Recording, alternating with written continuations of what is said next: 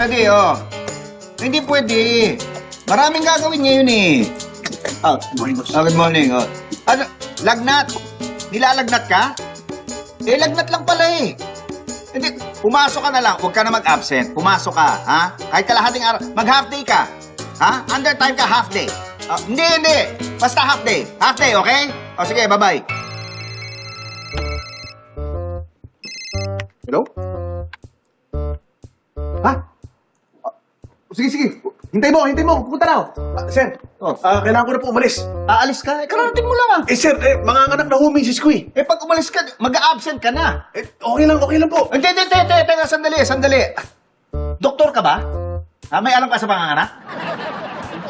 Wala naman pala eh. Alam mo, pag dumating ka doon, kahit dumating ka kay hindi, wala ka naman magagawa. Yung misis mo, manganganak, kinandong ka kay wala. Kaya huwag ka na umabsent. Magtrabaho ka na. Kahit mag-undertime, mag-half day ka na lang. Ha? Half day, oo. Tapos tsaka ka umabol. Malinaw? Opo, boss. O, sige na. Ganun din naman. Wala kang magagawa. Bira naman itong mga to. Naku, hala.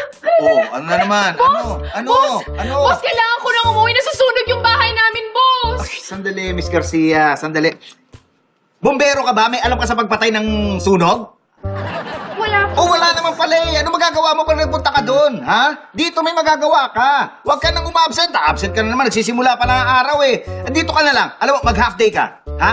Half day. Half day. O, tsaka mo sundan kung ano yung nangyayari doon. By then, patay na yung sunog noon.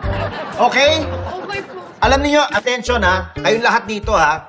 Alam niyo, bago na ang policy dito, maigpit tayo dito. Okay, sige, papayagan ko yung hindi kayo magtrabaho ng buong araw, pero huwag kayo mag-a-absent. Kahit anong emergency ang pupuntahan ninyo, kailangan pumasok kayo kalahating araw. Mag-half day kayo. Half day, yan lang ang papayagan ko. Half day. Malinaw? Opo. Okay po, boss. Okay, sige. Ay.